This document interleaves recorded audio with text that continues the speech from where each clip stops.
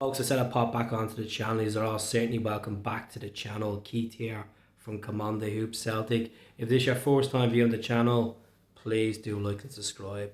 We really appreciate it. Over the last couple of days, I have not been in any mood to post content. After that disaster the other night, after the disaster getting thumped out of Europe yet again, same time, you're just angry. But at the same time, you're not surprised. It's a regular occurrence that Celtic get embarrassed in Europe by FIFA scores to like the likes of Atletico Madrid, PSG, and you think the club would react and actually start bringing quality players in. Like I mean, actually go out and buy players that are 6 or 7 million quid, not these 2 million players. We're at the buying two centre backs that can't even get into the first team this summer. 5 million spent on two centre backs. Noroski and Larga Bielka can't get into the team. Scales is doing a decent job. It just shows that it's an absolute mess that Brendan Rodgers has taken on. Brendan Rodgers is to blame as well, folks, as much as I don't like saying it. His style of football has been atrocious. It has been atrocious. And it's not just a case I'm saying it in an anger way. I've thought about this for the last couple of days. Kyogo's not getting enough service. He looks lost up there. Our midfield look lost. Our wingers don't have the confidence at the moment. I know we're missing players. I know Rio is still out. I know Maeda is still out and Abada is still out. But it's no excuses. We're top of the league and we're playing pretty average this season. We're out of the League Cup. That was the first indication of where it's going wrong. St. Johnstone was next. Drawing to Hibs, always a difficult game. I just took that in the chin and then drawing the Motherwell the weekend. It just shows that what is going on with this club. You bring Brendan in and Brendan's claiming that he has the say in his signings. No, he does not. The club have him under the thumb.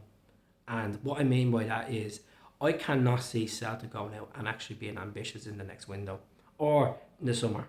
Because, as I said, they're bringing these 2 million players in. They're trying to develop them and try to sell them for big bucks. We're getting embarrassed in the Champions League. And what I mean by quality is you get people in that have Premier League experience, maybe 2 or 3 years. They're not getting that first team football and give them a chance. Now, I know at the moment we have Nat Phillips on the books and it hasn't worked out for him. I'm talking about attacking options. We need a new left back. It's clear in the evidence that we need a new left back. We need a number 6 as well to back Callum McGregor. I know you all keep saying, what to this, what to that. Is what the Champions League quality, folks? No. We're going out there and getting embarrassed by teams in the Champions League. We're giving these teams too much possession, home and away. Home and away. Celtic Park is not a fortress anymore. You just need to accept that in your heads. We haven't won in 15 Champions League games. It embarrassed me that we go into this competition and we can't compete.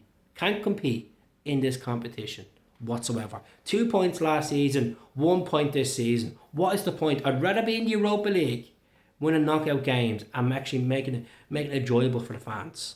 There's no point in playing the Champions League music and you can't compete as a Champions League team. It's a fact.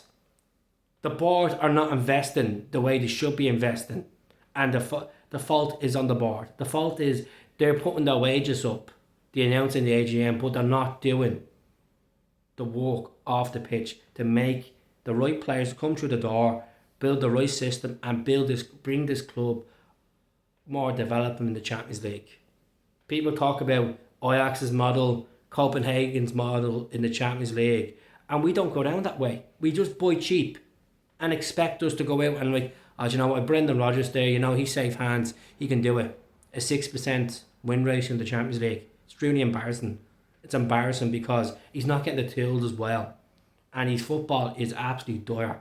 And I'm not trying to say, oh, kid, you're living on the edge, but you need to jump off and understand that we're still top of the league. We still have a Scottish Cup to go for. Yes, we do. But what's the point going to the Champions League? Every year we're going to get smashed and we're 1 point. Do you not see where I'm coming from? Does it not embarrass you when you sit down and you see the team playing all right for about 80 minutes and then we fold when Immobile comes on? He hasn't really been fit. You know, he's lacking fitness and he comes on, he shreds us apart. We're just not good enough for the Champions League, folks. And I think I'd rather not us in it. I'd rather not be in it. I don't really care this whole historic side of, oh, Celtic are this and Celtic are that. Celtic are nothing in the Champions League. We're just a team making up the numbers as much as other teams want to be in and want to qualify. We're just a team that goes in because we do well in the coefficient over the last couple of years, and because we won the league, we go in there, we get smashed. There's too much of a level, and Celtic and the board are not going to go to that middle ground and say, well, you know what, we need to prep. We need to prep.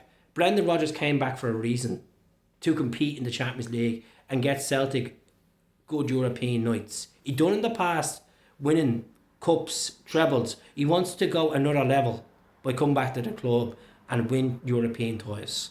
So I'm annoyed with this. I just feel like, maybe on Sunday probably will drop points yet again, because I just feel like there's a lack of confidence in the camp. Yes, they tried the other night, but like, we're having a lot of possession in the league and we don't have a plan B. We don't have a plan B. We can't give one of our best strikers over the last couple of years the right service. The right service through the middle. He's coming deep. It's like he's playing as a centre midfielder at times. It's truly embarrassing. And when them players go off in January to the Asian Cup, we're going to be gutted. Because the club are not going to go out and put the money into the team that they should be. They might buy one or two players. And where are they from? Where are they from? Probably terrible leagues that don't have any experience in European football. So no disrespect to the J League, no disrespect to the K League. We need to be getting people that are more experienced. Simple as that. You need to mix it around in the team. Have a bit of youth, have a bit of experienced players, and have leaders. Leaders. And we don't have leaders on that pitch at the moment. So that's my event done. I just think it's an absolute disgrace that we have to sit there and watch that Champions League malarkey and we keep getting thumped. We keep getting thumped. So that's me done for the night. I'll be back tomorrow with proper content. Talking about players we're linked with.